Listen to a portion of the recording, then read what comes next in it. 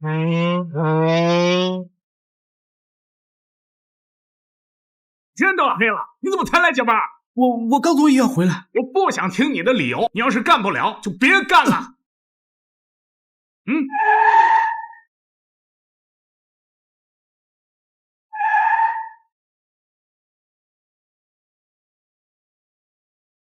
神主大人，你隐藏的好深啊！神主，请神主大人娶我家总裁。江总，这事情是不是太突然了？要不你给我点时间，我考虑一下。叫我一涵。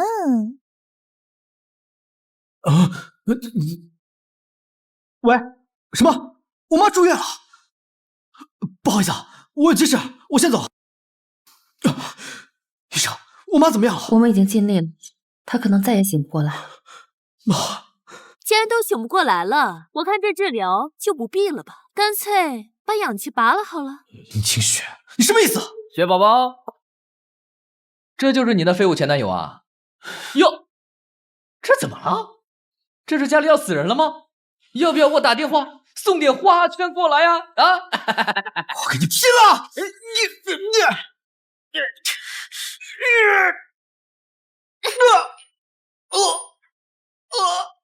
你大爷的！哎呦，保护神主！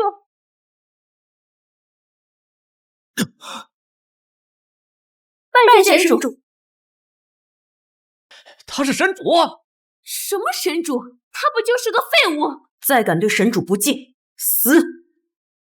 走。你们是蒋一涵派来的吧？回去告诉他，我没有心情和他玩。他并非神主，可他与神主长得一模一样。神主修炼了九龙神诀，气息早已融化。你看他气息微弱，连路都走不好。可是神殿内部也有乱象，如果让他们知道我们没有找到神主，恐怕……你告诉他们，神主现在在北境，3日后便可抵达海城。神王宴3日后照办。你想不想救你母亲？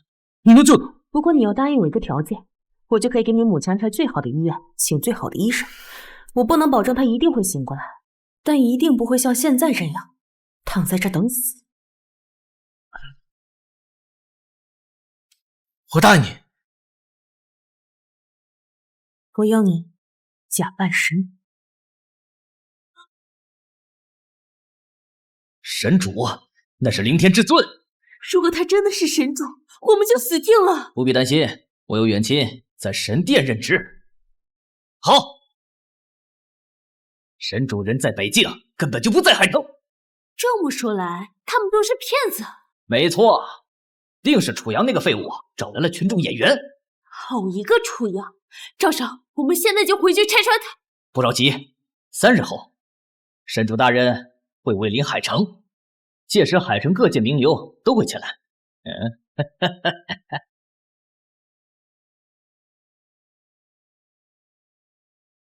这里是神主隐修的居所之一，你要在此了解和学习神主的一切。练功了！不行了，撑不住了，真的不行了。再来！3日后的神王宴，各界名流还有神殿的高层都会来。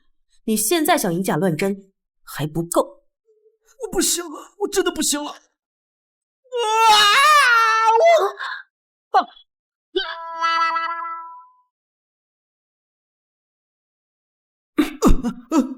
这些是神主的生平日志，全部背下来。我早就背完了。怎么可能？这才半天时间。我打小记忆力惊人，过目不忘。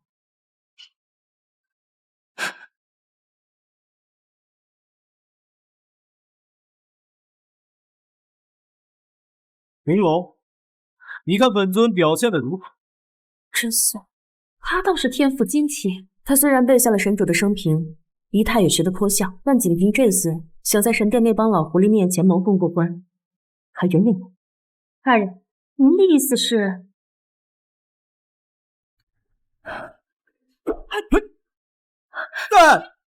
你差不多行了。你体质太弱且全无章法，3日内我一定让你学会神主的神技。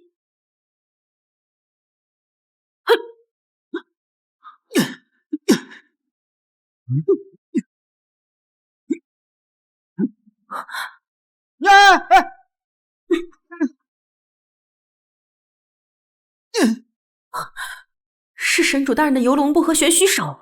哼，神主秘技，他一普通人怎么可能学得会？我好像在他身上看到了神主的影子。以后你的剑我踢不到我。虽然你没有学会九龙神诀，但凭着游龙步和玄虚手，便足以一脚问阵。等神王爷，我帮你蒙混过关，你答应一件事情。什么事？等我妈醒了，就假装我的女朋友。我让郑红陪你去。啊，不行。为什么？因为你屁股大，能生儿子。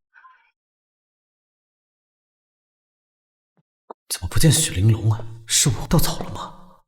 楚阳，他怎么会在这里？楚阳，你敢来神王宴，我是说你蠢呢，还是无知呢？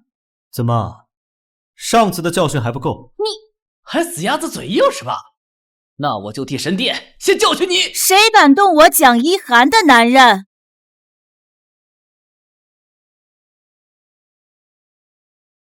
我知道你是神主，但你假扮身份在我公司上班，其中定有隐情。海城商业女王，蒋氏集团总裁蒋一涵竟然袒护一个废物。神王宴快开始了，我们进去吧。好。蒋总，许久不见，你这风采依旧啊！蒋总，这位是？哦，能与蒋总同行，想来关系非浅吧？鄙人周家周启年，你既然能与蒋总同来，那定是某位名门望族之后，不知可否认识一下？神殿之主，凌天至尊。神主，不是神主驾到，又是夜莺，我神主见谅。吴家主，周家主，二位叔伯，可不要被他骗了啊！他根本就不是什么神主，原来是赵少。你说的不是神主？没错，这位小兄弟，你虽然跟蒋总是朋友，但这种玩笑你不能乱开呀！就是，我等前来参加宴会，皆为瞻仰神主尊荣。小兄弟，这等玩笑切莫可开。怎么？我说我是，你们不信；他说我不是，就信。蒋总，这怎么回事啊？这位朋友他当然是神主，我可以为其证明。蒋总，你可能还不知道吧？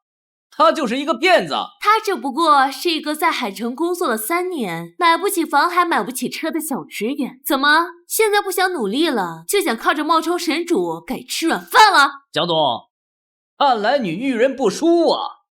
今日，真正的神主将莅临海城，这是我们海城的荣幸。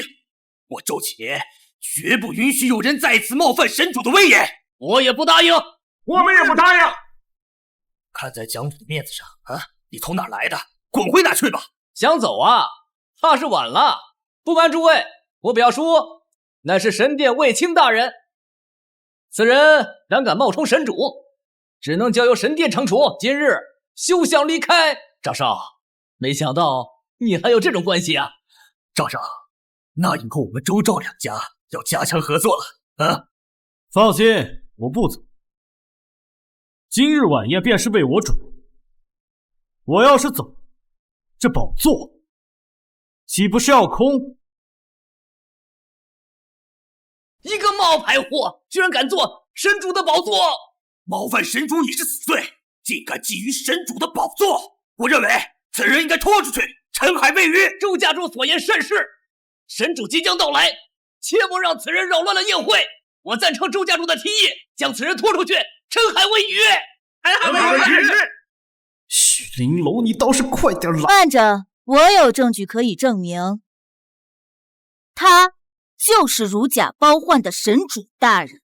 此乃只有龙国朝廷要员才有资格查阅的龙国报刊，这上面便有神主的报道，以及他见国君时的照片，自己看。小的有眼不识泰山，冲撞了神主，还望神主责罚。拜见神主大人！神主大人，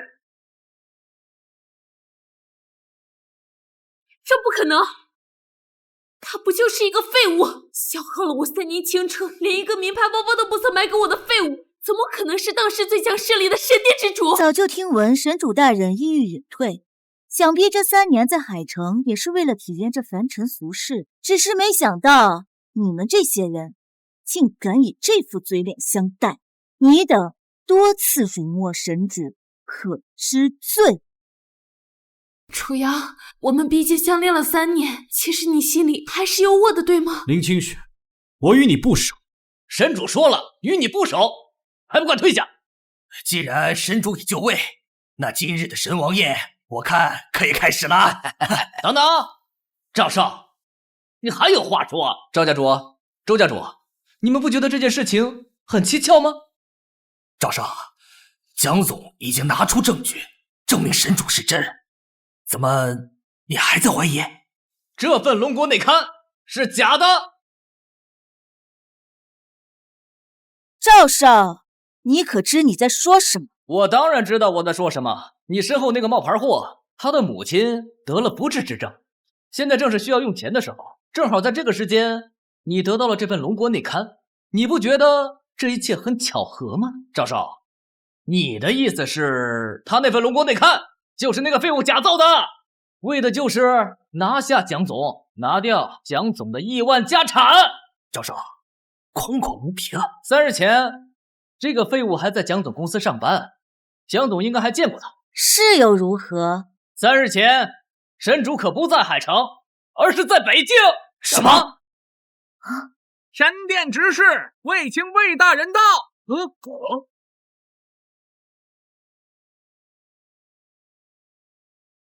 我能证明赵少所言属实。3日前，我接总部通知，神主在北京，今天才会到达海城，而且神主出行时必有玲珑侍卫贴身随应。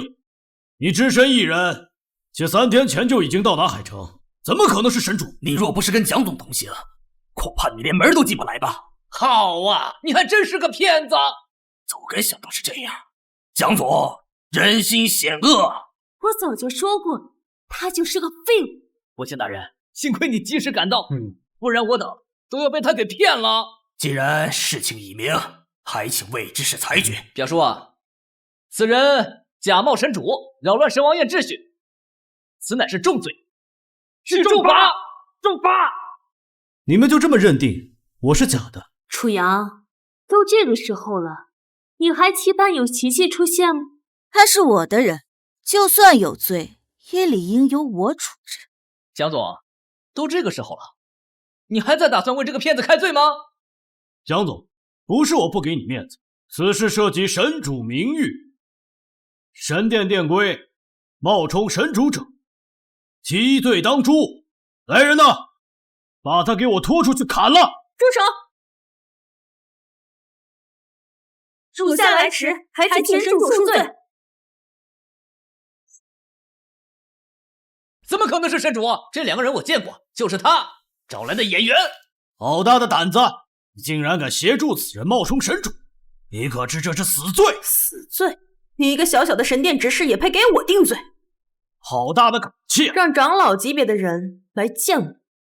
神殿下辖3部，每部这3名长老，长老们除3部之主，而不得号令。你算什么东西，也配见长老？魏大人，神主随时到来，还请魏大人出手，把这些杂鱼都清理出去吧。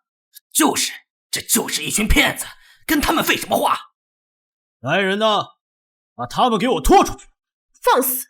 你们就不想知道我是谁吗？听好了，我叫许玲珑。许玲珑？许玲珑？玲珑大人名讳，也是你敢直呼的？魏大人，许玲珑是不是你曾经提过的神主亲卫啊？没错，他是玲珑大人。大胆！神主在此，尔等还不跪下谢罪？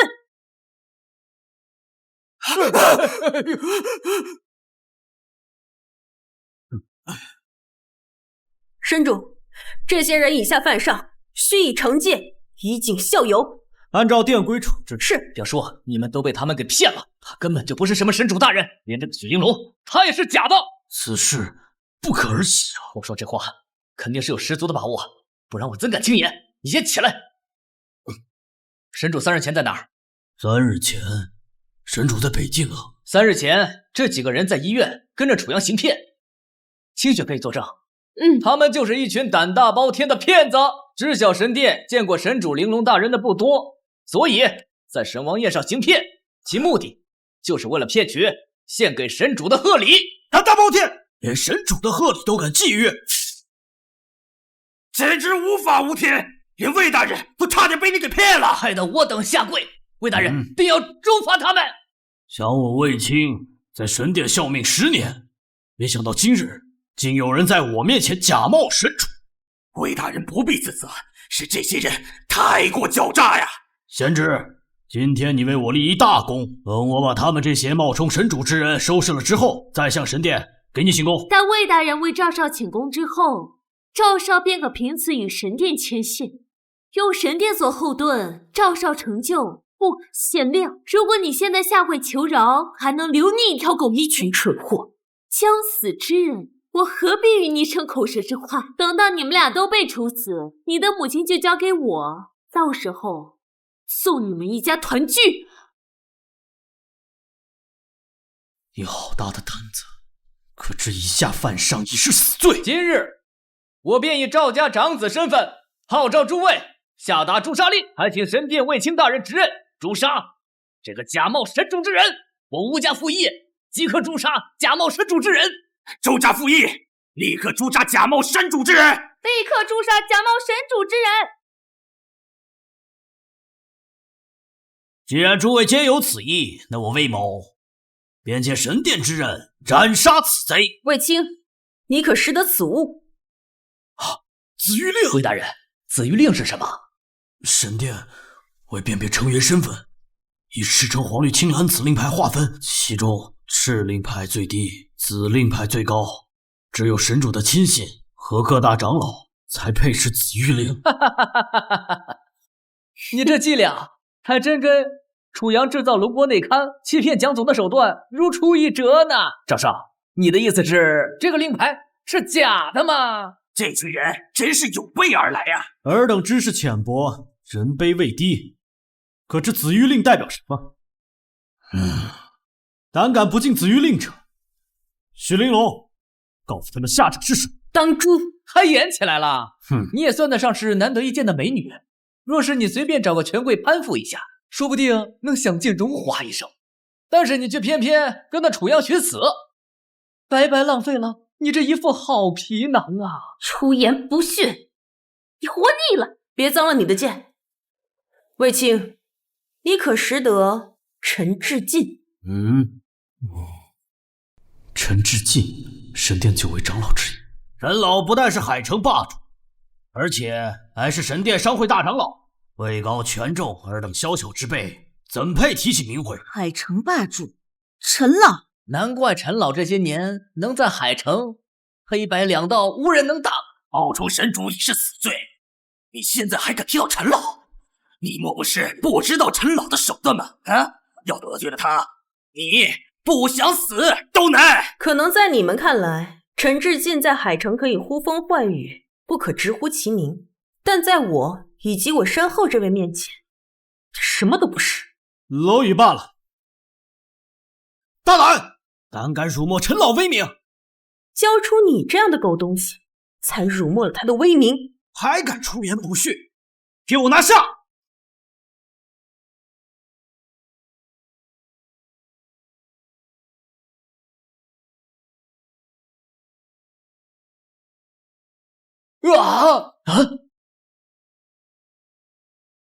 让陈志进前来领罪，否则于神殿除名。限你3分钟内赶到神王殿，否则神殿除名。陈老何须人等？你们一通电话就让他3分钟内赶到，你们未免也太想天开了吧？蝼蚁岂知天穹之美？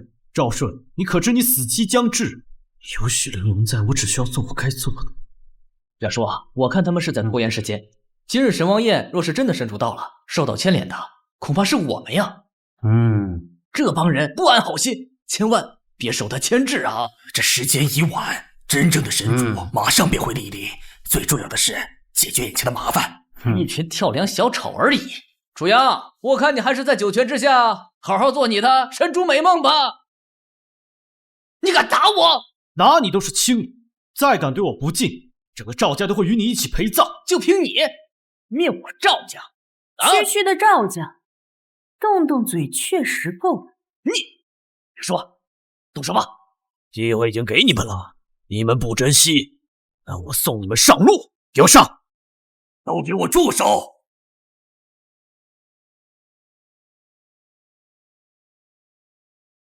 恭迎陈老，恭迎陈老。陈老已至，我看你们的下场只会更惨。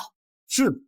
楚阳，陈老都已经到了，你还霸占着陈王座不起，怎么还想继续冒充神主？试图连陈老都骗过吗？这宝座本来就是为我准备，我若不走，还有谁敢做？狂妄之徒！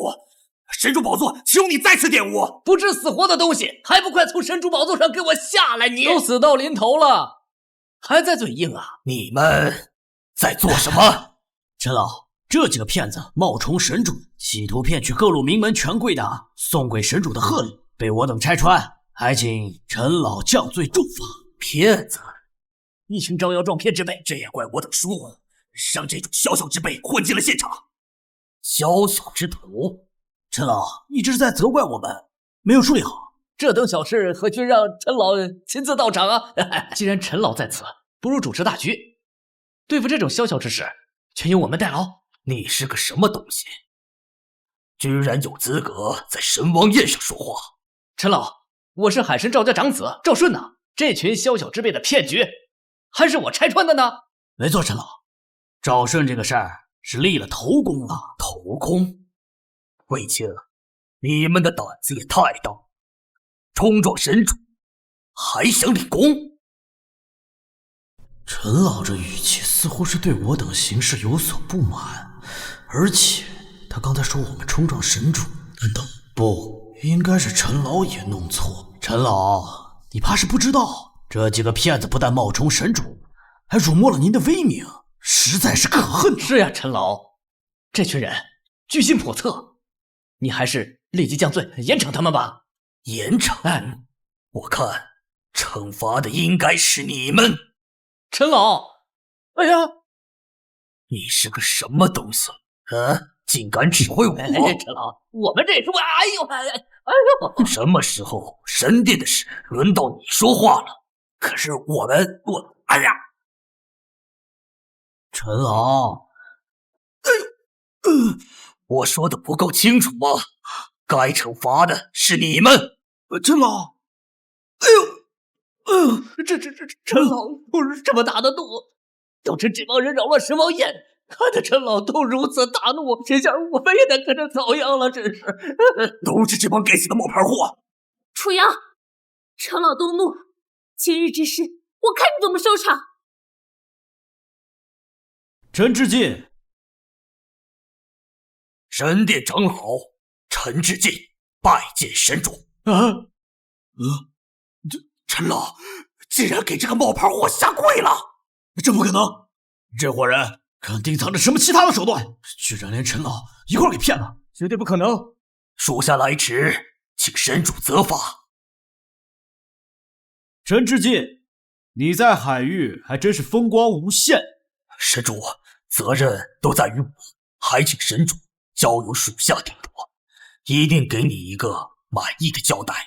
陈老，你乃是海城霸主，何须向他们卑躬屈膝啊？这中间是不是有什么误会？误会？哎呀，陈老，你肯定是看错了，他们肯定是假的。陈志进，告诉他我是真是假。你屡次三番冒犯神主的神威，你该当何罪啊？陈老，表叔，带下去。果然，谁的人还得谁亲自收拾。今夜，但凡尊重神主者，我将一一全部清算。神主，是我等有眼无珠，冲撞了神主，还望神主原谅啊！请神主原谅，请神主原谅。这些人，我要原谅他们吗？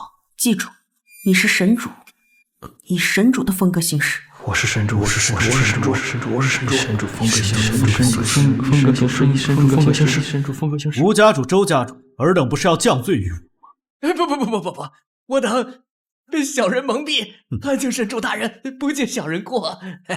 一句小人蒙蔽就想接过，未免也太轻松些了。拖出去！神主啊，这中间都是误会啊！是误会，是误会，都是赵顺，是他蛊惑我们的。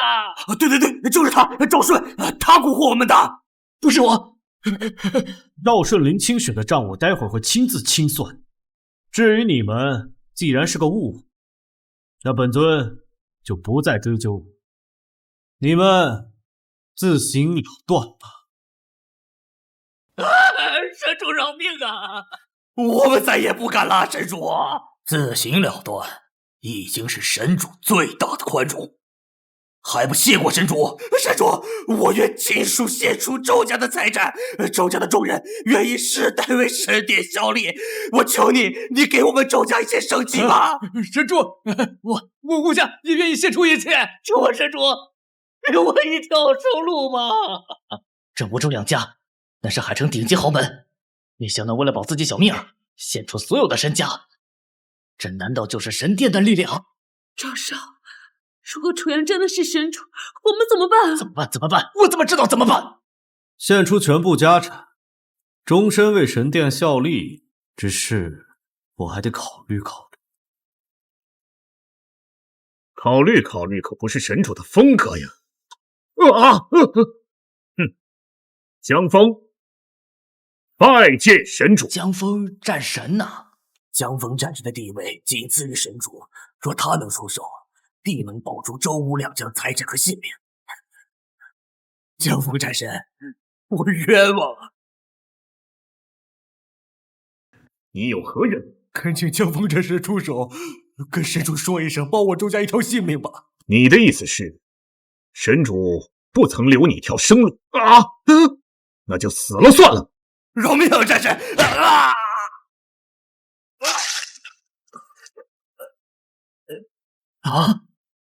陈老，你是真的冷啊！这么点小事儿都不能为神主分忧，还要神主亲自解决，当真办事不力。这个江峰是占卜之主，是我们神殿最不稳定的因素。要是被他发现了，露出了马脚，今天你我谁都别想活。占卜之主是不是很厉害？他要是对我出手怎么办？你我都得死。陈某虽老，但也知道今日这神王宴是为了神主3年回归而办的喜宴，你在这里当众杀人，是不是有所不妥呀？不见点血，怎么能让这群名门望族老实一点？江峰，神主都没有发话，你敢私自用刑，血染宴会？你行事之前，难道不请示神主吗？还真应该请示一下，可神主也得在这才行啊！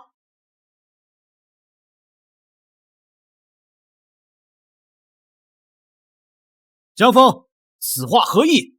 你个冒牌货，把嘴给我闭上！江峰战神乃是神殿位高权重之人，没有十足的把握和证据，是不会这么说的。那楚阳真是假的。我就说楚阳之前明明是一条舔狗，怎么可能会是战神？江峰，你敢对神主不敬，你可知道后果？后果？还是先想想你自己的下场吧。想想，你不是我的对手。江峰，你虽贵为战之主，可是殿3一位皆以神主为尊，如不敬神主者，人人皆可诛之。陈老，你这话我就不乐意听。我江峰从战部一路杀到今天的这个位置，靠的还真是神主的带领，我怎么可能不尊重神主呢？只是我前面的这一位是个冒牌货，你让我如何敬他？今日这神王宴，怎么会有这么多人质疑神主？莫非他真是假的？江峰，神主3年未曾现世，但这不是你质疑他的理由，毫无证据。单凭这一条，我便可以启用3部鬼神，治你大不敬之罪。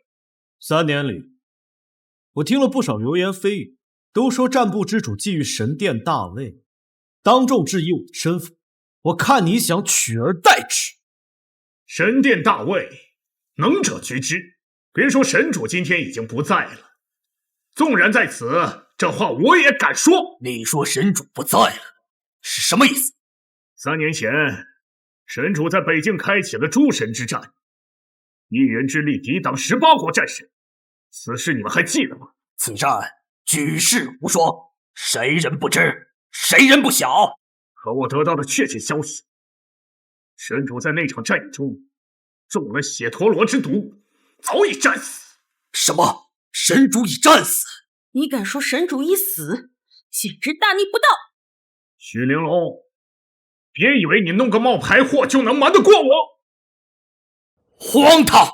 胡言乱语，想要抢个分寸，仅凭一些来历不明的情报，便如此的质疑神主，简直是无稽之谈。是不是无稽之谈？我自会证明。神主战力举世无双，今日江峰斗胆，想与神主切磋一番。神主身份是真是假，一试便知。你好大的胆子，竟敢挑战神主！许玲珑说的对，这江峰确实有对付。什么？神主不敢？本尊今日不想动怒，若江峰战神想切磋，待今日神王宴结束之后，再来找我便是。先过了眼前这关再说。看来神主还真是怕了呀！你放肆！放肆？好啊，那我徐彪今天就放肆一次，也想请神主赐教一番，不知神主可否成全呢？神主真的不敢回应。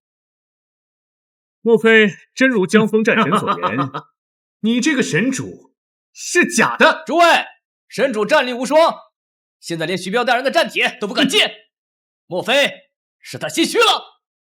如是以往，这种小小之辈敢如此叫嚣，早就被神主一巴掌拍死。可是今日神主一反常态，始终不作为，难道真如江峰所言是个冒牌货？这里倒是还有个明白。战神大人，小人赵顺，我之前就说过，这个神主是假的，只可惜小人人轻言微，没人相信罢了。我信你。今日神王宴，我等来此皆为瞻仰神主尊荣。若这神主是假，那不是寒了咱们海城各族的心了吗？啊！敢直言进谏，你也不错。我吴某愿替海城各族请缨，请神主接受江峰战神的提议，自证清白。我赵某也愿替海城各族请缨，请神主自证清白。神王宴上，尔等屡次犯上，当真是不要活了吧？神主为何还不出手？难道真是假的？神主若不敢应战，便是假的。对，不应战，不回应，定是假的。既然是假的，我便代表神殿将此逆贼拿下，以还神殿之威名。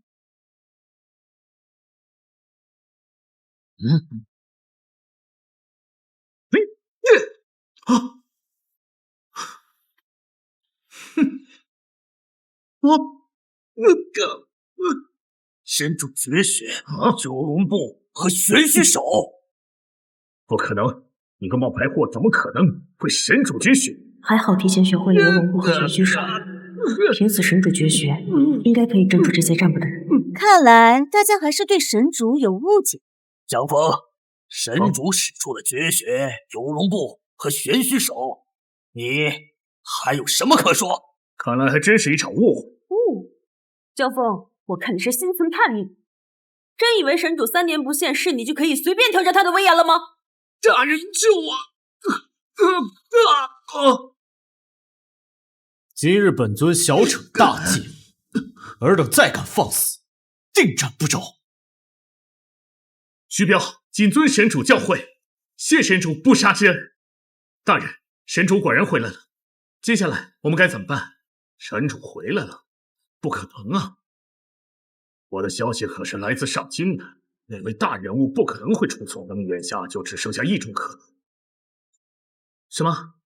虚玲珑找了个冒牌货，还教会了个神主绝学。接下来我们该怎么办？不过是在强撑吧。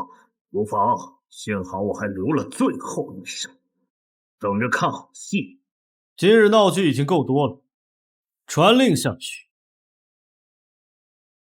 今日胆敢犯上之，宴会结束之后再一并清算。谨遵神主之令。谨遵神主之令。海城将士现千年雪参一枚，帝王翡翠一块，帕加尼超跑一辆。不愧是蒋女王啊，出手阔，这贺礼的价值怕是有数亿呀。是啊，不出意外，今日蒋女王的贺礼足以压艳群芳了。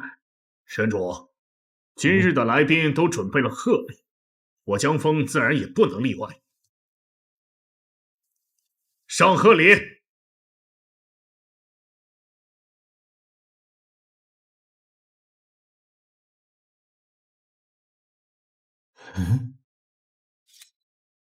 这什么光？刺的眼睛都睁不开了。这是无双神王剑。没错，无双神王剑是龙国史上第一铸造大师欧质子亲自铸造，乃是神主的贴身佩剑。欧质子，就是那个制造了战卢、纯君、巨阙、鱼肠、圣邪5把名剑的欧质子。正是，欧质子取了千年玄铁和天外陨石，造成了这把无双神剑。神主便是这把剑的当世剑主。此剑乃战卢、纯君、巨阙、鱼肠、圣邪5剑之首。此剑一出，其他5位剑主必定前来朝拜。他想用神王剑试探你，那我怎么办？你一会儿。江峰今日斗胆，请剑主拔剑，召唤其他剑主现世，向世人证明剑主的身份。神王剑真有这么神？剑主拔剑，其他几柄名剑也会有感应？真的假的？神王剑乃旷世神剑，剑主拔剑，其他几位剑主就能感应到。若他人拔剑，则会遭到反噬，必死无疑。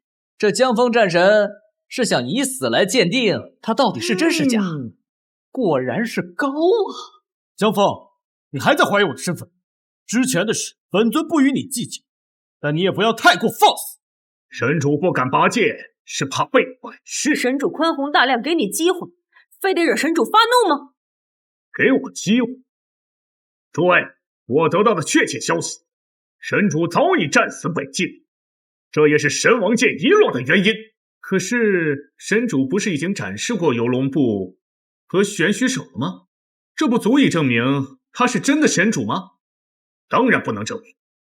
神主绝学并非只有神主能够练成，就比如说这玄虚手。江峰，你怎么会玄虚手？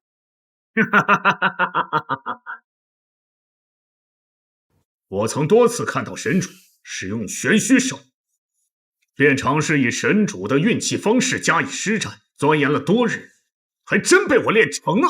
这江峰战神没有得到神主指点，也没有绝学秘籍，却也能够得此秘法，不错。如果神殿出现了叛徒，将此方法传授于他人，再加上勤加练习，定能练成神主绝学。你这是什么意思？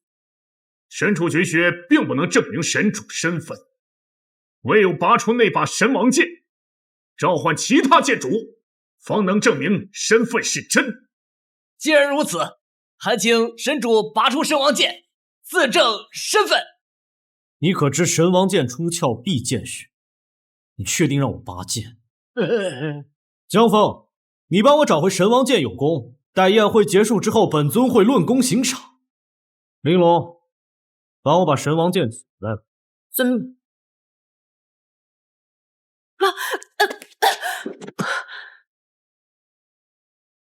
诸位，像许玲珑这样的大宗师级别的武道强者，哪怕只是仅仅的取剑之举，都被反噬到吐血，这就是神王剑的霸气之处。原来如此啊！这江风战神所言属实，这神王剑确实有灵性，非剑主拔剑，那就是必死无疑呀！看来这也是神主不敢拔剑的原因吧？因为怕露馅。你再敢对神主不敬，我撕烂你的嘴！赵少，他凶我。好了，雪宝宝，别着急，等江风战神拆穿他们的阴谋，他们就是人人喊打的过街老鼠，到时候我让他们10倍奉还。神主，今日质疑之声实在太多，为了证实神主的清白，老夫恳请神主拔剑，召唤5大剑主，彰显神威，以让天下不敢妄言。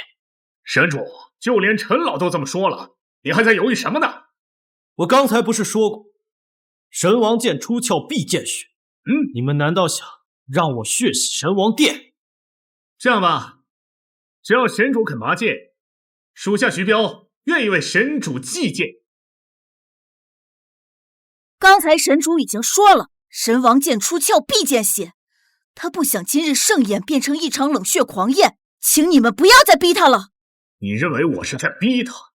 就算他们愿意祭剑，但是他们的命难道就不是命了吗？他们的命还真不是命，所以还觉得你说的很有道理吗？你放开我！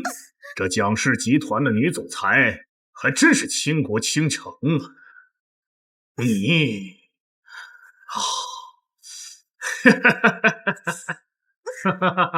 不过你不会以为你的身份和光环，你就可以在我面前指手画脚吧？要不今晚你陪我，我让你知道凡人和战神之间的差距。放手！放开他！江峰，身为战部首尊，你应恪守神殿法纪。你现在的行为太让本尊失望了。你认为我会在乎你的看法？你放肆了！我今天就放肆了，我看看谁又能奈我何！神主，江峰也虽于战神，但是举人行事愈来愈发疯癫，还请神主亲自出手教训此人，以正神殿纲纪。只怕眼前这个冒牌货根本不具备与江峰战神一战的实力嘛。徐彪，你这是什么意思？陈老，您还看不出来吗？他只是一个学了几项神主绝学的冒牌货，根本不具备与江峰战神一战的实力。徐彪，你就不怕神主真的拿你击剑吗？这要是能死在神王剑之下，那是我徐彪的福气了。就是不知道神主是否有拔剑召唤剑主的勇气。贱人，敢咬我！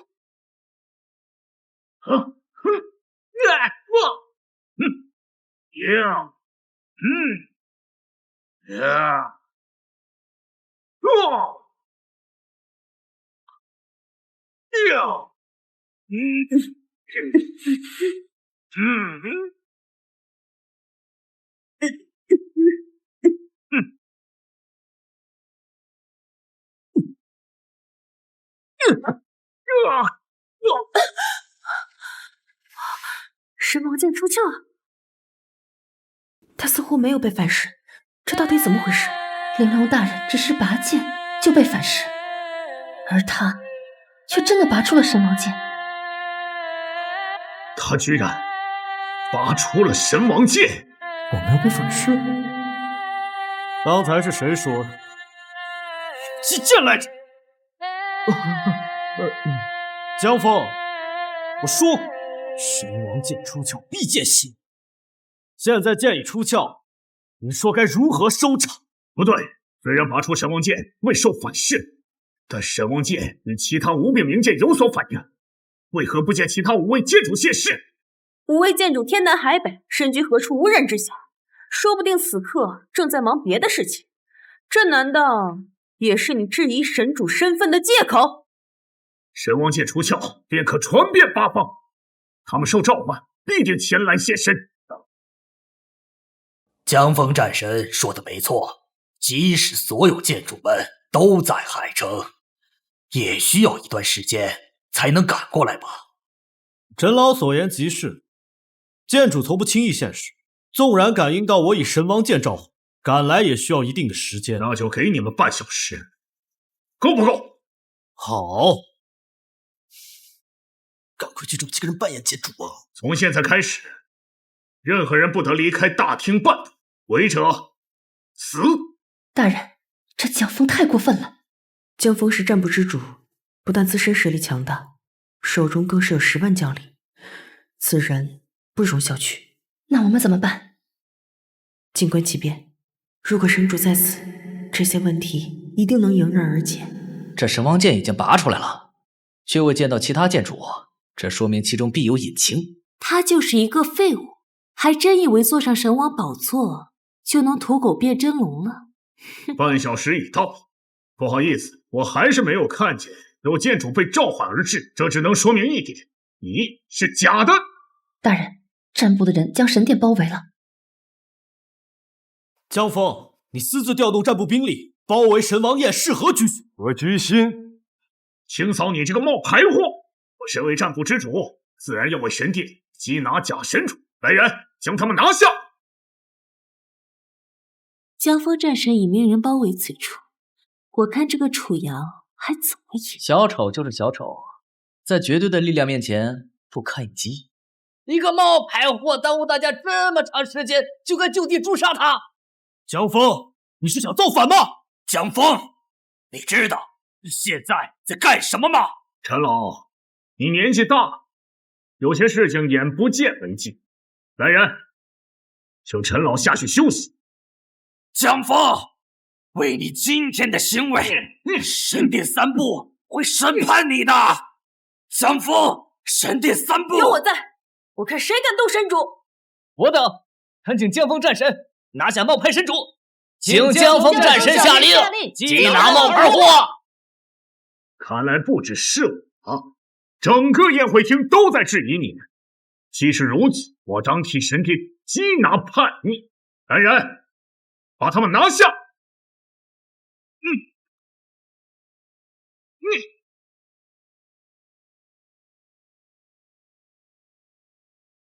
蝼蚁，胆敢冒犯天威，杀！纯军剑主莫天机，余城剑主罗伯半，圣邪剑主季沉渊，拜见神主。剑主真的到了。江峰这个狗东西，这下看你如何应对。太好了，楚阳真的把剑主给召唤过来了。这几位便是当世剑主，楚阳一个废物，真正通过神王剑召唤来了剑主。楚阳不是冒牌货吗？怎么可能？如果他们是真的，那我刚才的言论呢？这可是踏不净之罪呀！哎呀，你召唤的？不是。虽然不知道什么情况，但是剑主的出现足以解决我们的危机。大人，会不会是您那边的情报出现了问题？他是真的神主啊？大人，我的消息可是来自上京那位，不可能出错。这里边一定有问题。江峰，剑主已至，你还有何话要说？不对，剑主有5位，可这里只有3人。我知道了，说。我猜测，这3位剑主的到来，定是陈老所为。陈老刚被驱离，这3位剑主就到了，有这么巧合吗？我猜测，定是陈老有意帮这个冒牌神主。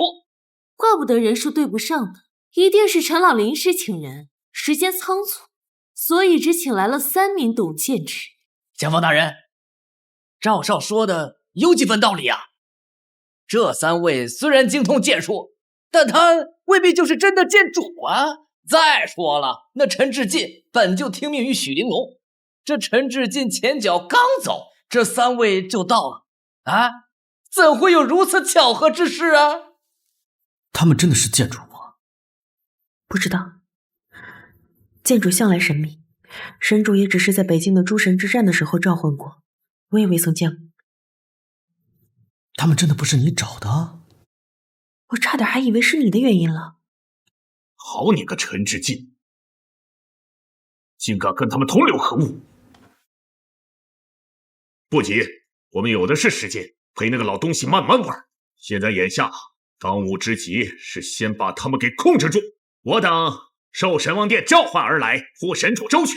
尔等要是对神主不敬，先问问我们同不同意。就凭你们几个也敢挡我的路，我看你们就是找死！小子，你好大的口气，敢对剑主们不敬！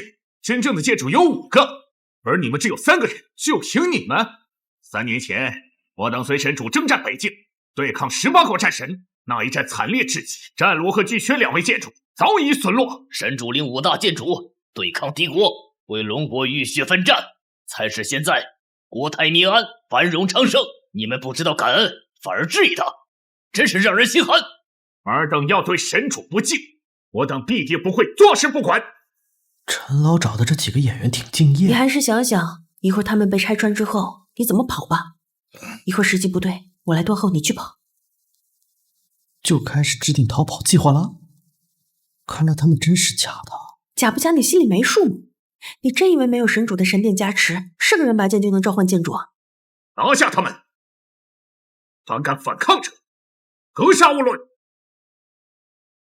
上前一步者，杀！浩瀚剑业，煌煌天威，你们真是剑主？你们还要执迷不悟吗？难道他们真的是？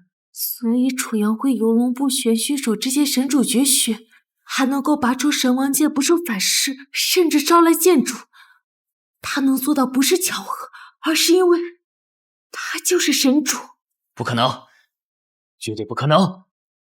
完了，我先前对神主大人不敬，现在只有死路一条了。真没想到，我的公司竟然潜伏一条真龙3年。难道这几位是真的？我都开始怀疑自己了。不可能！3年前神主身中血陀螺，不可能还活着，这怎么可能？这不是真的！神主是何许人也？轮得着你们在这里对他侠义的目光看待？就怕他是真神主带血陀螺的毒，也不可能这么轻易的解开。我今天倒要看看，中了血陀螺活下来的人，功力究竟还有几成？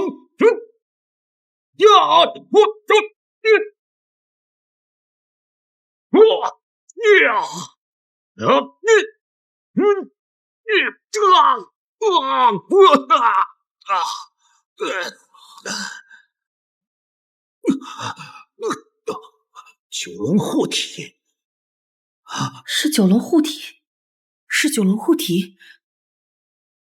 神主天威，我等敬服。你怎么会有九龙护体？九龙护体？什么九龙护体啊？神主修炼九龙神诀，拥有九龙真身，等受到外部袭击时，就会出现九龙护体。他若是真的九龙神主，那我江枫隐忍数年，等的就是今日一举夺其大位，掌神殿权位。可目前的形势对我们很不利。走！站住！神王宴本是为我接风的喜宴，被你们这么一闹，气氛全无。你说来就来，说走就走，你当这是什么地方？神主，属下知错了，属下知错。江枫寨，你率兵而入，缉拿冒牌货，你何错之有？属下听信了别人的谗言，当众质疑神主，对神主不敬，请神主责罚。不敬神主者，是何处？依神殿殿规，不敬神主者，当斩。我等愿为神主清除神殿叛逆。神主，属下刚才出口不逊，但不管怎么说，我也是战部之主，为战部立下过汗马功劳，还请神主留一些生机。既然江锋战神都说话，是应该留一些生路。那你自断一臂吧。神主，江大人身为战神，以双锋为首，阵退外敌8万，若失之一臂，战力必受损啊！神主，你在开玩笑吧？你看我像开玩笑？什么意思啊？字面意思。你是自己动手，还是让3位剑主代劳啊？完了，神主开始清算了。江锋战神，乃神殿战府之主，他都要自断一臂来保住性命，那我们呢？神主，你当真要撕破脸皮吗？怎么，难办吗？如果是这样的话，我愿意为江锋战神献出一臂。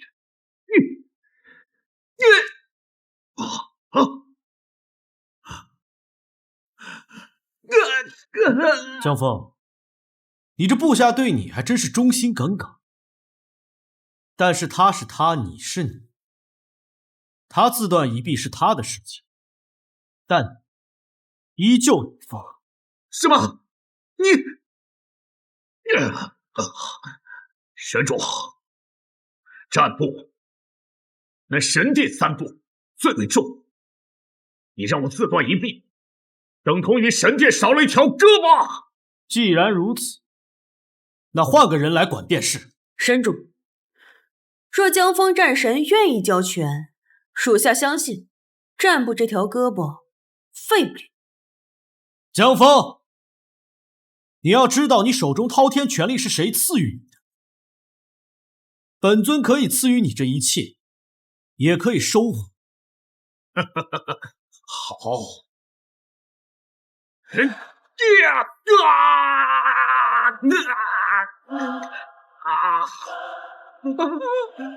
我们走。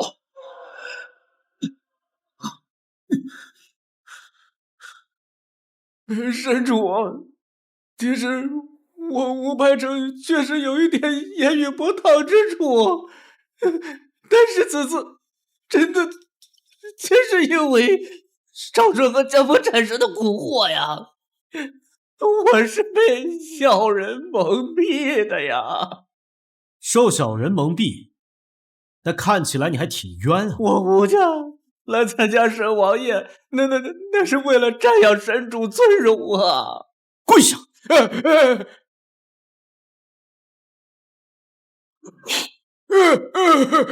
神主，我吴百城愿自断生路，还望神主给吴家后人留一线生机。品行端正，可？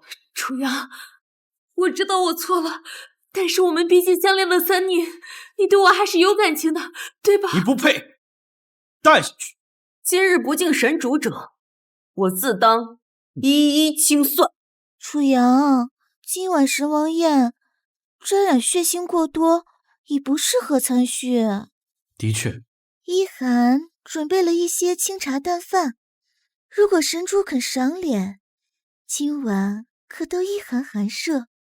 一涵愿意奉陪。神主，请叫我楚先生。楚先生，你我可还有未完之事？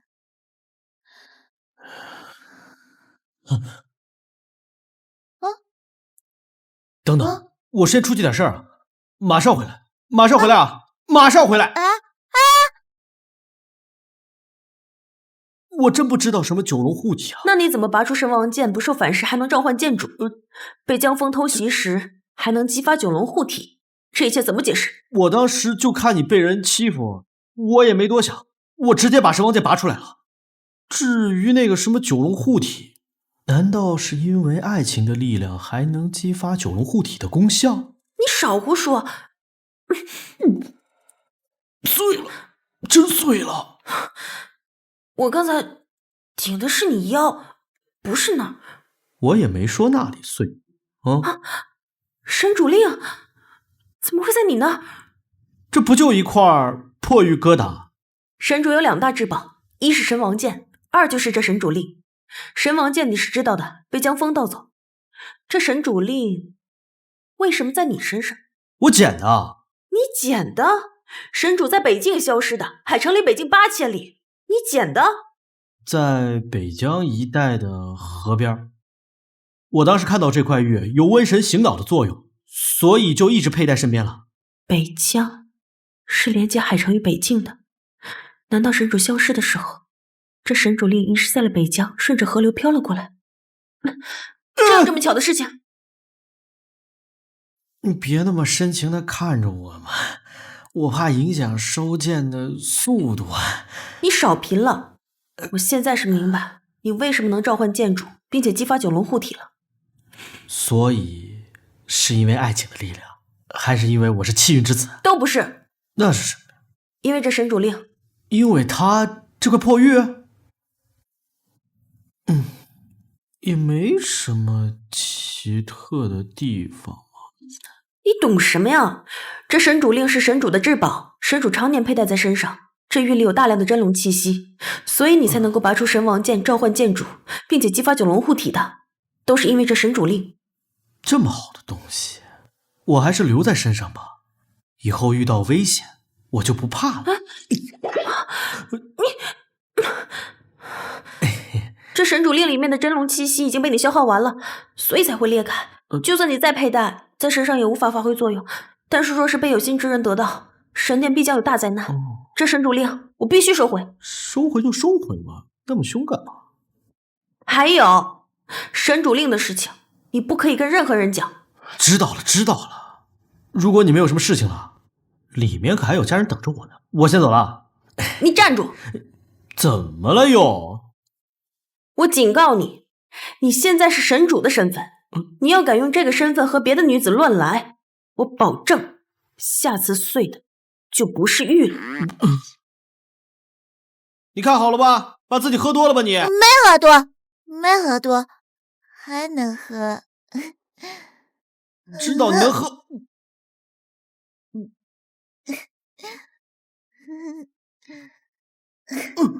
我也是个正常男人啊。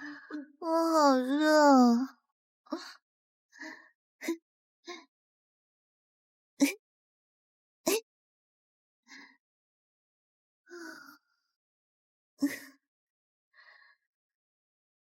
你这样，我可就对你不客气了。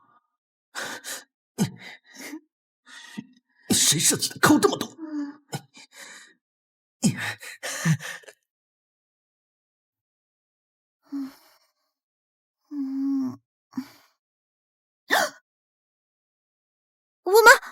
我对不起，我昨天晚上可能喝多了。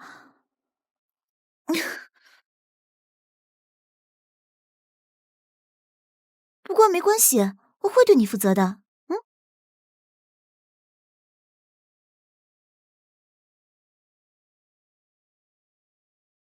君主，您的情报有误，神主是真的。神王宴上发生的事情，本座亦都知晓，但是要清楚，神主不可能还活着。可我亲眼所见，他跟神主长得一模一样，并且他还拔出了神王剑，召唤出其他的剑主。最重要的，他也有九龙护体。楚阳，他就是个冒牌货，并无多深的背景，他就是一个普通而不能再普通的小人物。会不会是神主自己伪造的资料？确实有楚阳这么一号人物在。3年前，神主在北境与诸神大战时，他便已经在海城工作，而且他在海城有亲人，这些人都是亲眼看着他长大。如此说来，是那个许玲珑找了一个叫楚阳的人来冒充神主，并且教会了他神主绝学。许玲珑这么做，只是不想让你掌权神殿。君主，既然神王宴上的楚阳是个冒牌货，他又怎么拔出的神王剑，召唤出其他的剑主？并且拥有九龙护体的呢？是神主令。神主令，你应该知道，神主有2件至宝。我当然知道，其中一件是神王剑，另外一件就是神主令。神主消失后，神主令就再也没出现过。2件至宝，神王剑能召唤5大剑主，神王令靠的是神主令的至高无上。楚阳召唤5大剑主，激发九龙护体，也是靠着神主令的真龙气息。明白了，是许玲珑。没错，神主消失，你寻得神王剑，许玲珑定是寻得神主令。这次宴会，他们靠的是神主令才能蒙混过关。那接下来我们应该怎么办？事后我会以国君之名设国宴，要求神主与龙国高层共同赴宴。届时我自有办法，让假神主无处遁形。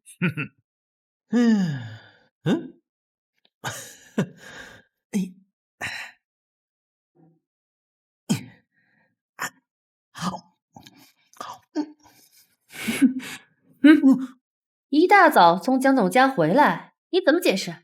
我可什么都没做。男人的嘴，骗人的鬼。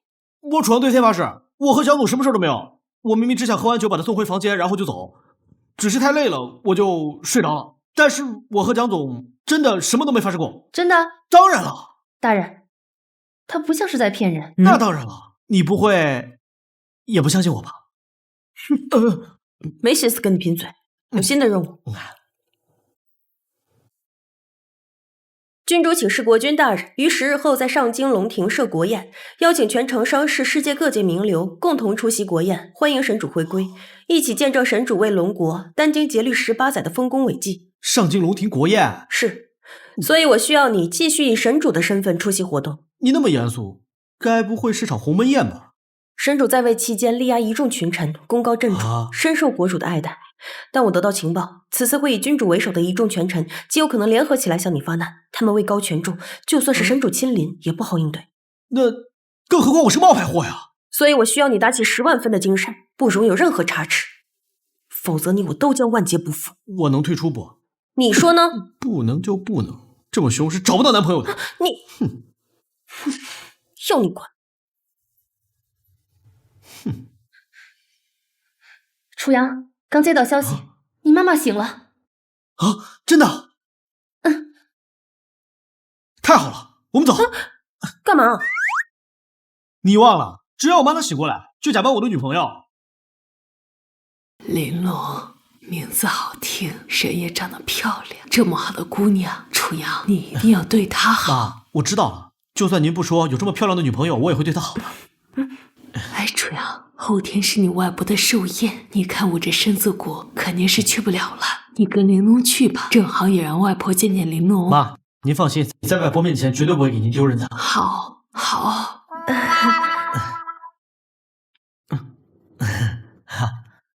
楚阳，我只答应你在你妈面前做女朋友，可没答应你见其他人。你要是不同意，10天后的国宴你另觅他人。我只答应你演第1回，我可没答应你演第2回。你们妈，没事儿。他听说要去见外婆啊，太激动了，刚才问我要穿什么衣服啊，是吧？阿姨，您放心，我跟楚阳阳会一起去外婆那边的，您放心就好了，是吧？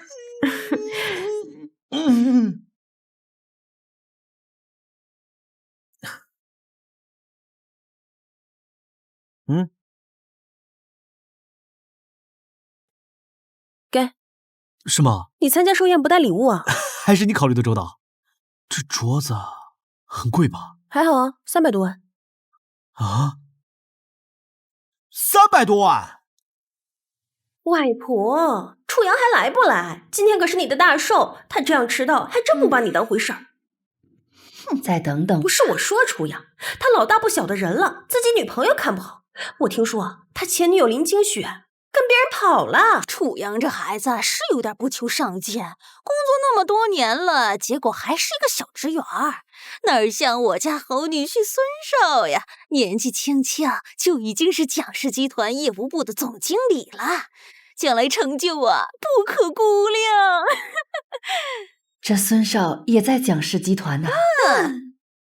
这以后啊，还请多多关照我的外孙。外婆都发话了，嘉玲自然不会推脱。不过迟到可是职场大忌，楚阳参加外婆的寿宴都能迟到，想必工作也不会认真到哪里去。就是。不过外婆放心，我会抽出时间好好指导她的。外婆，不好意思，我来晚了。外婆，今天这家酒店是我们嘉玲提前订的。今天是外婆的大寿，又难得大家都聚在一起，今天所有的消费由我孙嘉林买的。各位喜欢吃什么，尽管加菜。楚阳表弟应该没来过这么高档的地方吧？想吃什么？要不您看着点。这可是英文菜单，他看得懂吗？确定要点这么多吗？按他点的上。我老公可不像某些人没吃过大餐一样。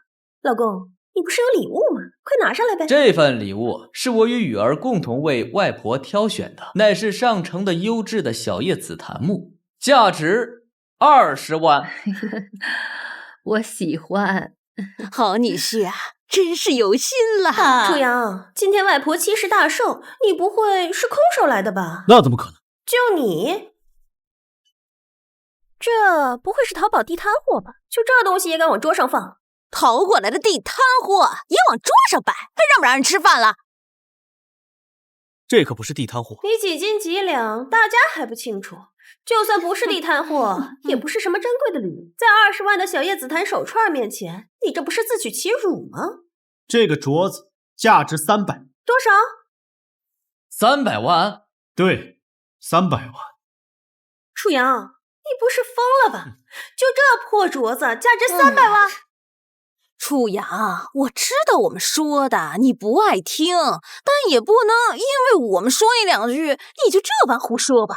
这是柳月斋的帝王翡翠绿玉镯，300万还是有价无市的。若没有关系，根本拿不到货。柳月斋，龙国最大的珠宝集团。如果真是柳月斋的珠宝，价值300万也不足为奇了。这镯子真值300万？我说的是真正的柳月斋的珠宝价值300万，不足为奇。但楚阳这块玉镯肯定是从地摊上淘来的假货呀！我就说嘛，楚阳一穷二白的，怎么可能送300万的镯子呢？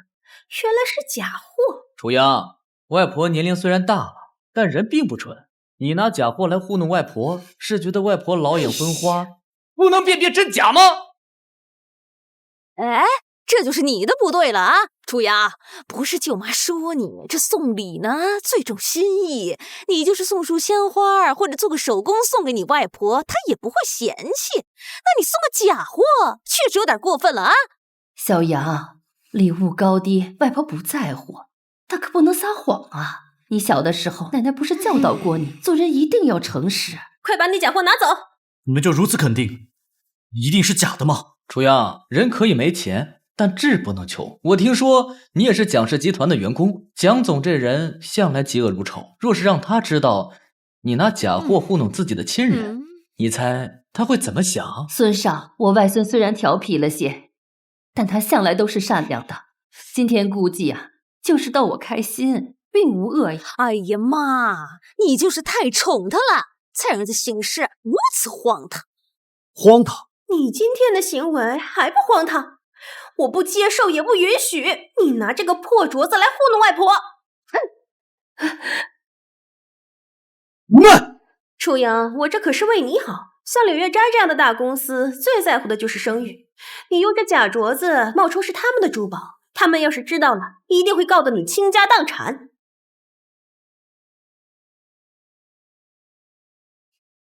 怎么，不服气？你摔碎了没关系，但我怕你赔不起。赔不起？老公，他说我赔不起那么一个破镯子。好好，既然人家要求赔，那就赔给他便是。不用找了。不够。什么？想借此事碰瓷儿啊？让柳月斋的人来一趟金泰酒店。外婆，你看看楚阳，带着什么不三不四的女人，他一定是想借着假镯子讹我们呢。好啦，都别吵了。楚阳也是一番心意，至于这镯子碎了，太可惜。贵宾你们好，我是金泰酒店总经理马涛，很高兴为您服务。马总，怎能让你亲自过来服务啊？哎呀，您可是贵宾，我当然要亲自过来接待。老公，你可真有面子，金泰酒店经理都亲自过来服务你。孙总，由于您本次消费金额巨大，请您先核对一下账单。说吧，小意思。您本次一共消费258万。什么？多少？258万，您够面。258万？翠竹菜258万，这么贵？我们准备的可都是上好的食材，加珍藏的美酒，所以这价格上吧，自然贵了一点。你点的？我点的。区200万就把你吓成这个样子。陆阳，今天是外婆的寿宴，你随便带个女人过来送饭就算了，还点了那么一桌天价菜，你到底安的什么心呢？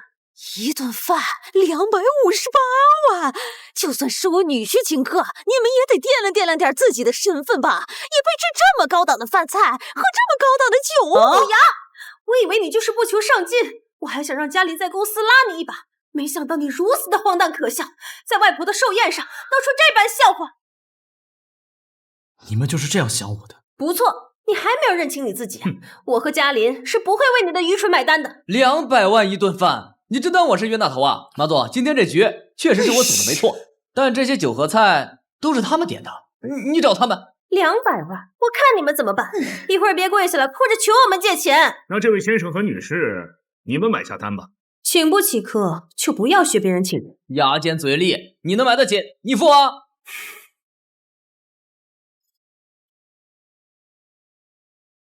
我把卡拉车上了，去车上取一下。他想逃单，不能让他走。站住！金泰可是蒋氏集团旗下的产业，蒋氏集团如今在海城位居首尊，想在这儿吃霸王餐，不想活了吧？马总，我女朋友只是去车上取银行卡，可没有逃单的意思。而且我与你们蒋总关系还不错，每个来这吃饭的人都觉得自己跟蒋总关系不错，你又算什么东西，也配提起蒋总？对了，这张卡就是他给我的，你试试，说不定可以付上这顿饭钱。说，银行卡怎么回事？是王艳当晚蒋阿姨给的，但我和她真的是清白的，发过誓的。楚阳，我说你吹牛也要有个限度吧？啊？随便拿出一张破卡就说是蒋总给的，你真当我们是傻瓜吗？楚阳，你今天可真是没有下限，先是拿个假珠宝说是柳月斋300万的镯子，现在又说这是蒋总给的，真是可笑。是不是真的？刷下不就知道了。如果你们还不信，我可以给他打个电话。给蒋总打电话？小子，你什么身份，也配给蒋总打电话？许秘书，什么风把您吹来了？今天是有重要的客人哦，几个不长眼的想在这吃霸王餐，外事我回头再处理。倒是您前来是有什么重要事，那我们借一步说话。等一下，这张卡好眼熟啊，是蒋总的卡，怎么会在这儿？蒋总的卡？许秘书，没看错？这是蒋总的双龙黑金卡，我怎么可能会看错？真是蒋总的卡？楚阳，你只是蒋氏集团的小员工，怎么可能有蒋总的卡？我说过，蒋总给。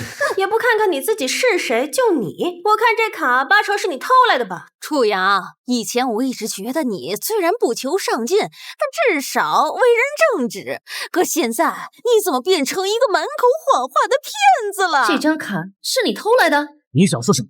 我想说，以这张卡的价值，足以判你10年以上有期徒刑。你瞅瞅，楚阳现在违法乱纪的事儿都干了，要真是判刑了，这10年谁来照顾他那病重的母亲啊？10年，外婆，妈，楚阳，你看把外婆气的，你就不该来。真是胆大包天，蒋总的卡也敢偷！来人，把他给我抓起来，送刑法办。等等，怎么？想下跪求饶了？你就是蒋总秘书？是。麻烦你给他打个电话，这张卡真的是他给我的。你说这张卡是蒋总给你的？什么时间？什么地点？什么情景？这件事涉及到他的个人隐私，不方便透露。是不便透露，还是没编好故事？此话何意？身为蒋总的秘书，我的职责是为蒋总挡下所有不必要的麻烦。像你这样想和蒋总攀关系的人，我见多了，不是什么阿猫阿狗编套故事，我就要亲自与蒋总亲自确认。你们就这样做事，就不怕他生气吗？少在那张口蒋总闭口蒋总的，你一个小职员算什么东西？也配在我们面前拿蒋总来压我们？我和孙总还有许秘书我们都是蒋氏集团的高管，今天我们3人在此，绝对不允许你玷污蒋总的名声。你池边的癞蛤蟆，给蒋总提鞋都不配，还妄想与蒋总攀关系，痴人说梦。带下去！我劝你们最好不要动他，否则怎样？你一定会后悔的。一群鸡鸣狗盗之辈，也配在这儿为首？今天不好好收拾你们一顿，你们是真不知道我马涛的厉害。把这个男的给我拉出去打断腿，这个女的送去 KTV 亏酒还债。哈哈哈，还真是热闹啊！没想到马总也在。程大师，您怎么也来了？这位是……我给您介绍一下，这位是柳月斋的高级鉴宝师程欢，程大师。原来是柳月斋的程大师，久仰久仰。柳月斋的人，程大师，你来的正好。这里有人拿一块假的玉镯，冒充你们柳月斋的珠宝。柳月斋向来重视声誉，请程大师决断。我今日来此，就是接公司的安排，有位大人物让我过来鉴定一件珠宝。不知是哪位大人物，能让您亲自前来只知对方是神殿之人，地位不低，其他未知。神殿的人安排您亲自过来鉴宝，那得是多么名贵的宝物啊！我刚刚听你们说，有人冒充我们柳月斋的珠宝，是何人呢？就是他们，拿个破镯子，非说是柳月斋的物件，还假模假样的打电话让柳月斋的人过来鉴定，拿这个破镯子来敲诈我们。就是他口袋里那个镯子。陈大师，此事对柳月斋的声誉造成了极不好的影响。是谁竟敢打碎我柳月斋的珠宝？什么？大师，你刚才说这是柳月斋的珠宝，你看仔细了吗？你在质疑我？我陈欢走南闯北，鉴宝无数，从未失手，我怎么可能看错？这乃是我们柳月斋出品的帝王翡翠的玉镯，价值300万，还有价无市。若无关系，根本买不到这么好的商品，竟然被打碎，谁干的？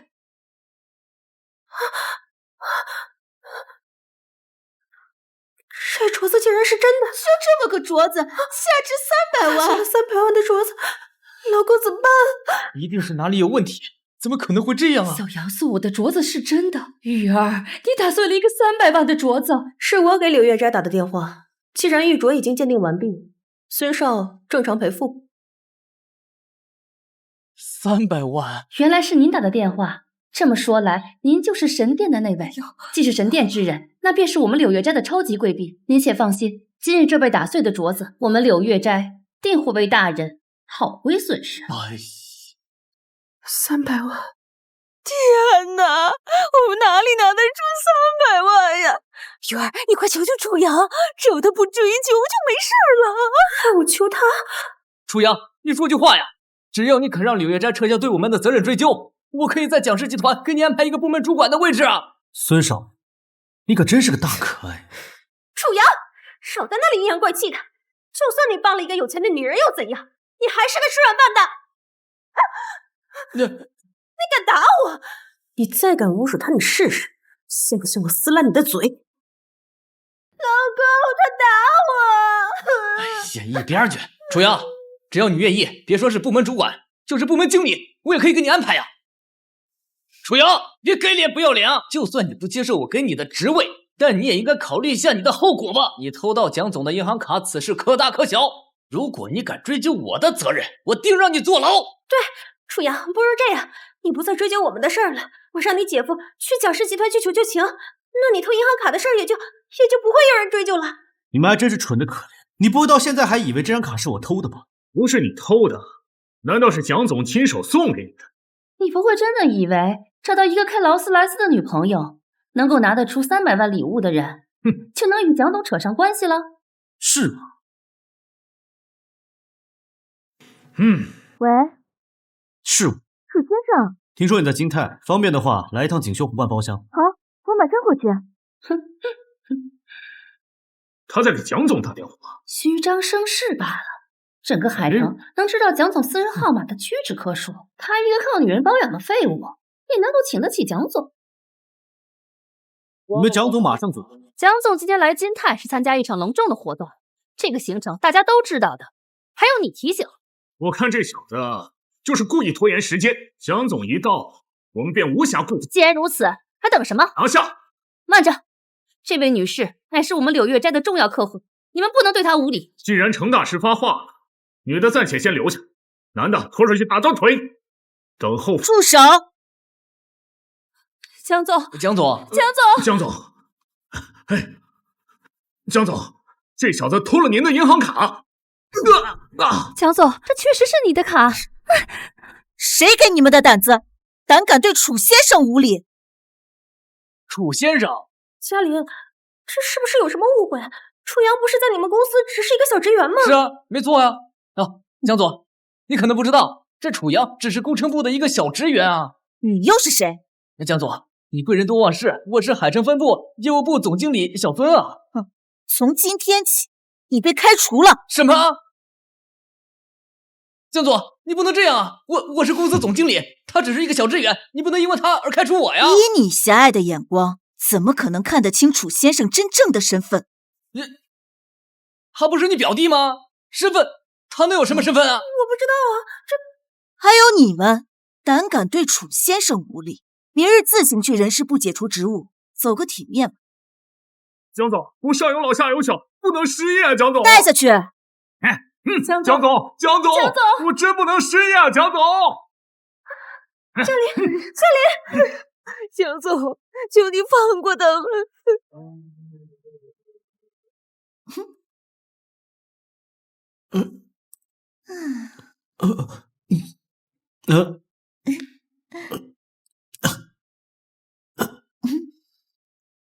今天谢谢你了。真要谢我的话，不如我们共饮一杯。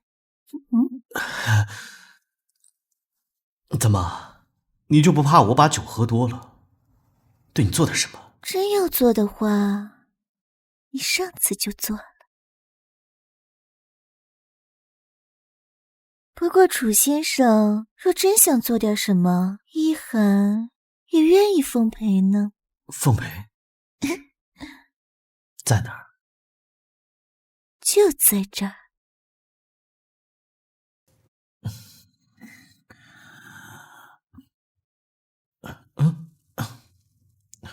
哦，喂，喂，出事了啊！下次，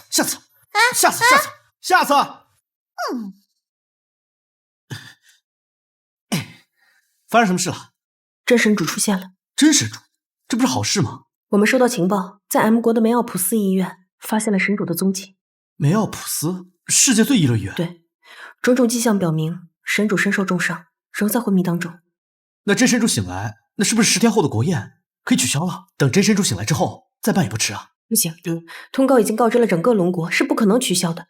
眼下只能假戏真做，你继续扮演神主，只要不被江峰他们发现真正神主的踪迹，那他们就不能证明你是假的。可是目前最重要的就是要了解神主的情况。我和郑红会飞趟 M 国，不管神主是否醒来，10日后我们都会回来陪你一起参加国宴。事情是不是没有你说的这么轻松？我和郑红的一切行动都会在江峰及其背后的势力监控下，此行凶险。若10日后我们未能回来，是否参加国宴，你自行决定。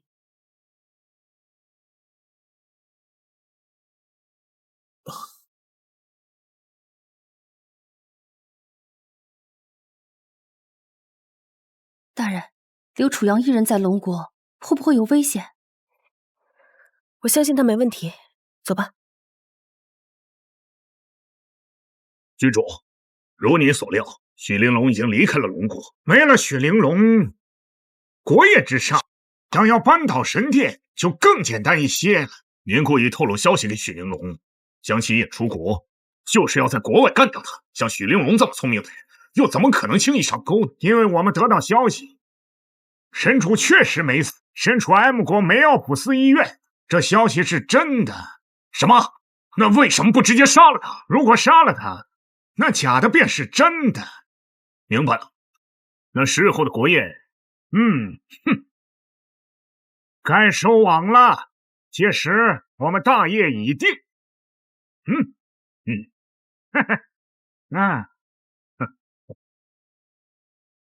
玲珑已经离开，江枫等以及他背后的势力也该露出狐狸尾巴了。邓大人，好久不见！哎呦，沈大人，确实好久不见呐！你我身为龙国一方镇守，分属南北两地。若非今日君主设国宴，为神主接风，你我天南地北，见面实属渺茫啊！沈大人所言极是啊。神主消失3年，而今回归，才创造了你我见面的机会。眼下神主坐镇，我龙国再也不惧八方敌国，盛世繁华，就看今朝啊！两位大人所言，怕是有失欠妥。见过北宣侯，见过北宣侯。刚才小侯王说的言语有所不妥，还请小侯王明示。龙国盛世繁华，靠的是君主的铁骑；马踏敌国山河，靠的是我义父相国大人变法维新、励精图治，跟神主有什么关系？今日这国宴，那可是为了专门歌颂神主的丰功伟绩。邓大人恐怕还没看清形势啊！来人，掌嘴！看这架势，君主派系怕是要抢神主的风头啊！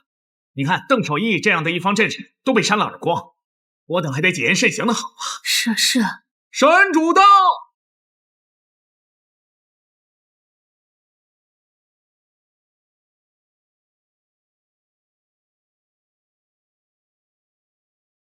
见过神主。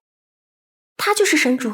公主啊，神主果然如国君所言，英俊潇洒，气宇不凡。公主能嫁给这样的人，也算有福了。婚约还未公布，不许乱说。今日的楚先生好像有点不太一样。今日国宴，本神主都已到，为何不见君主杨乾坤？回神主，杨君主在商讨国家大事，怕是会迟些到来。国宴尚且不守时，恐怕也难料理国家大事。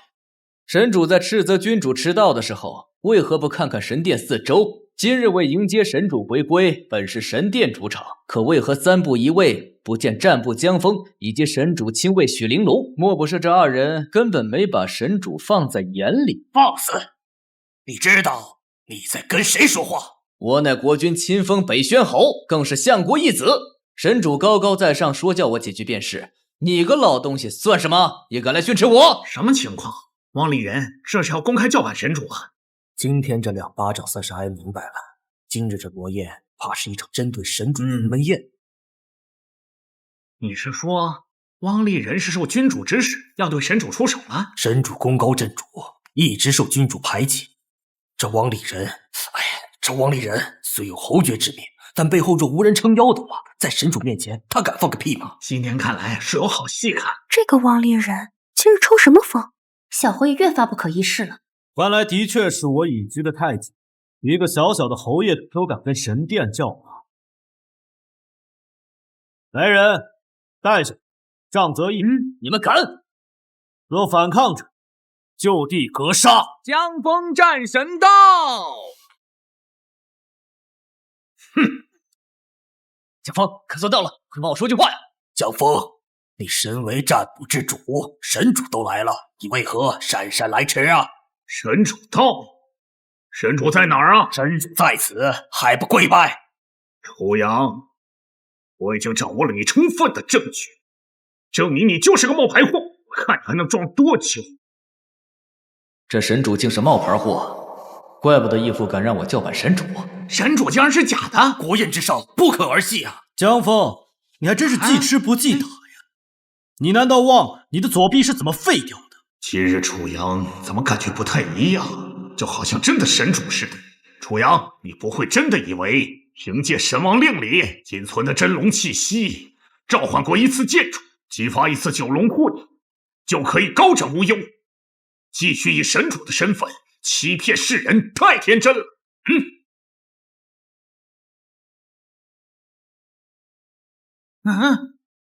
你们怎敢对神主刀剑相向？诸位，真正的神主乃楚灵天，而眼前的这个名叫楚阳。3年前神主战死北境，是许玲珑找来此人，让他冒充神主，目的操控整个神殿。今日我江枫要替神殿清扫叛逆。你说我是假，我便是假的了。神主令乃神主随身之物，你若拿得出便是真，拿不出就是假。到时殿外8000名将士会要了你的狗命。上次他利用神王令召唤剑主，激发九龙护体，神主令应该已经破碎。我倒要看看拿不出神主令你如何自证。别说神殿不会同意，我北宣侯3万北武将士也不会同意。神主令在玲珑身上。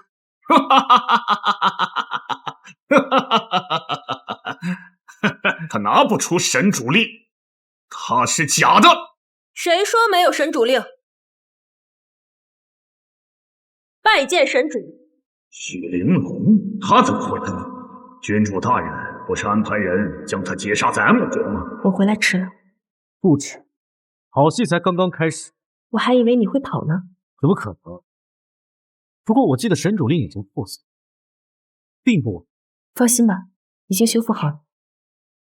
神主令在此，谁敢放肆？不可能！神主令完好无损。见令如见神主本人。来人，江枫胆敢公然叛逆神主，将其拿下！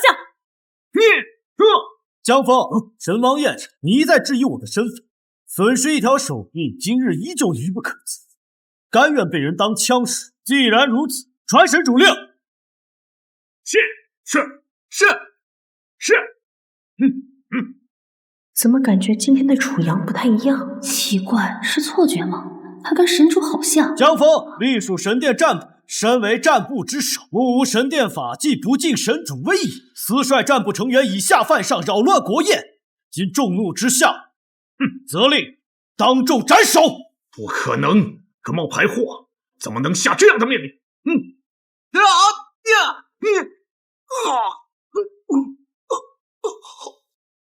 君主会来救我的。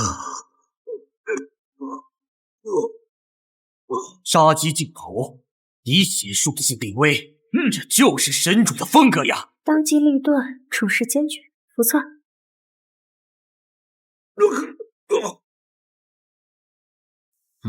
可还有质疑吗？小侯爷，神主面前，小人不敢自称侯爷。侯爷何必自谦？你可是当今圣上亲封的北宣侯相国的义子，你有何不敢啊？不敢。王立人，今天乃国宴，你煽动大臣与我对抗，可知罪？神主请原谅，神主请原谅啊！掌嘴30，以敬校友。活该！让你尝尝大嘴巴子的滋味。是我的错觉吗？感觉带领着我们一路前行的神主就在身边。神主今日真是好威风啊！连相国的义子都敢打。敢问神主，在这龙国之内，还有没有你不敢责罚之人？君主到了，见过君主。丽人拜见君主。小侯爷不必多礼，今日本师为你主持公道。这国宴还未开始，你便杀了战神江枫，又将相国义子打成重伤，是为何意？江枫乃我神殿之，要杀要剐与你无关。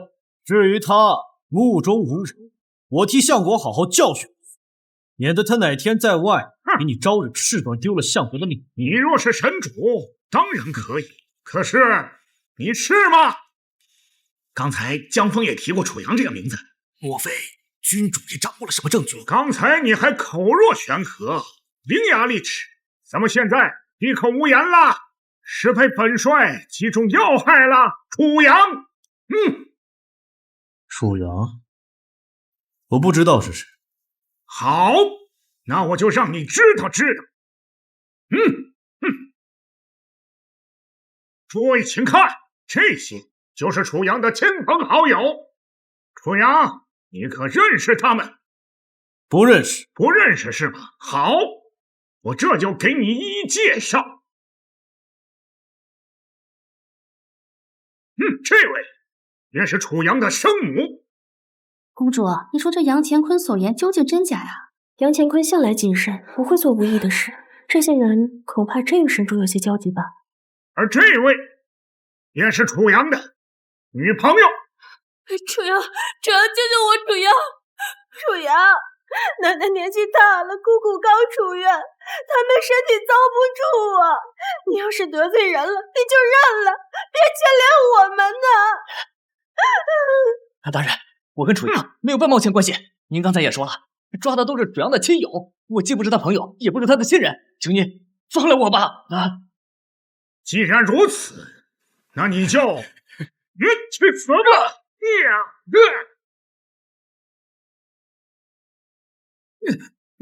不认识，或是记不清了，没关系，我帮你回忆回忆。请看大屏幕。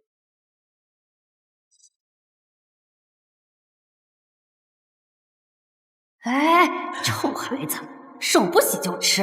外婆做的糖醋排骨太好吃了，这谁忍得住？哎，这孩子，生日快乐！谢谢妈妈，谢谢外婆。我不会写，要不你教教我，教教我。你这什么脑袋瓜子？这个题说了很多遍了。我，影像里的楚阳和台上的神主一模一样。难道我们眼前的这位神主真的是假的？好你个楚阳，胆敢假冒神主，今日便是你的死期！3年前神主消失，连我皇兄都不知道他的下落，难道真隐藏着不为人知的隐秘？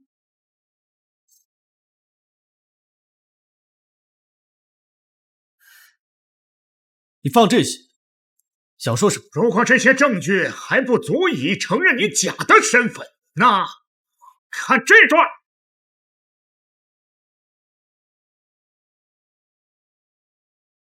诸位，真正的神主此刻在 M 国梅奥普斯医院昏迷不醒。真正的神主在梅奥普斯医院，怪不得神主3年不曾现身，原来是在3年前的那一战身受重伤，至今未醒啊！这不可能！我明明在梅奥普斯医院门口安排了人，难道比杨乾坤的人？大人，我们演不下去了。诸位，事实已经摆在眼前，你们见到的这位只是神主替身冒牌货，而真正的神主昏迷不醒。楚阳，还不赶快滚过来，跪地服众！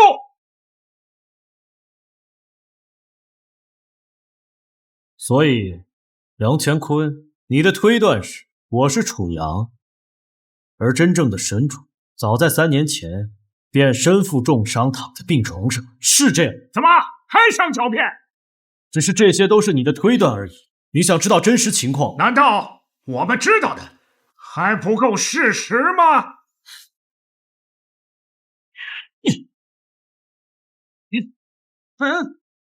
拜见神主！只有神主能拔出神王剑，不受反噬，且能召唤剑。杨乾坤，想听听我的版本吗？怎么可能？在海城他能拔出神王剑，不受反噬，是因为神主令，是神主令中真龙气息已经耗尽，他怎么可能再次召唤剑主？3年前，我手持神王剑，独自在北境对抗18国战神。那一战，我刀刃算计，身中修罗战神的血陀罗之矛。战卢巨阙2位剑主为保我性命，战死北境。至此5位剑主止于3位，而我在他们的忠心护送之下，才侥幸活了下来。后我为查明真相，游于世间。也是在那时，我找到了我的同胞兄弟楚阳。楚阳是神主的同胞兄弟。哎呀，难怪2人如此相像呢。只可惜楚阳命运多舛，身患重病，我便把他送去 M 国梅奥普斯医院救治，只是至今未醒。楚阳不在，母亲又生病，我不得不放下身份去照顾母亲。也是在那时，一个酝酿3年的计划便已成型，我便以楚阳的身份自居。你的意思是，躺在 M 国的是楚阳，你才是真正的神主楚灵天？这不可能！我以楚阳的身份自居3年，其目的就是引出江峰那个神殿叛逆，以及他背后一直觊觎罗国大位的你们。杨乾坤，3年前，若非不是你把消息提前透露给18国，我又怎会遭暗算？另起私利，通敌叛国，乃是株连9族的重罪。不可能！楚灵天身中血陀罗，就算有2位剑主一命相救，你也不可能还活着，一定是在骗人的。我只相信你才是楚阳，昏迷不醒的那位才是神主。杨乾坤，你以为今日国宴是你的棋局？你错了，今日之国宴，乃是我与国君一手操化，带你露出狐狸尾巴，将你一网打尽。国君居然也参入其中。国君虽然事事顺，但他早就知道你有一颗叛逆之心，他处处隐忍，只为寻找合适时机。而今日，便是收网之时。怎么可能？原来竟然是这样的惊天布局！神主隐忍3年，只为今日，实难想象啊！这么说，皇兄不公布我与神主婚事，是在等这一天？不可能！这一切都是你编织的谎言。今日我便杀了你这个冒牌货！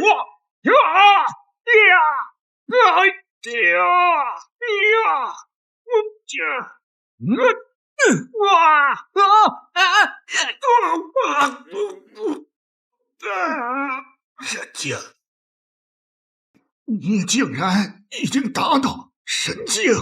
杨乾坤，你大势已去，还不束手就擒？就算你是神主，就算你也踏入神境，那又如何？我乃中国三军统帅，如今三军都在上境外警力，只要我一声令下，他们便会攻入上境，到时候血流成河，你只是千古罪人。你终于承认了，不过你高兴得太早。叛军将领已全部捕捉，杨乾坤，你救兵来不了了。什么？来人，把他拿下，打入天牢，交由国君处置。楚阳，楚阳，你并不是神主，你也没有踏入神境，你刚才用的是无量神功，是伤敌1000，自损800。3年前是神主找到了你，传授你九龙神诀和对付杨乾坤的无量神功。这一切，神主3年前就安排好了一切。我是谁重要吗？楚阳就是楚灵天，楚灵天就是楚阳。不管楚先生是谁，只要您愿意，一涵愿意追随一生。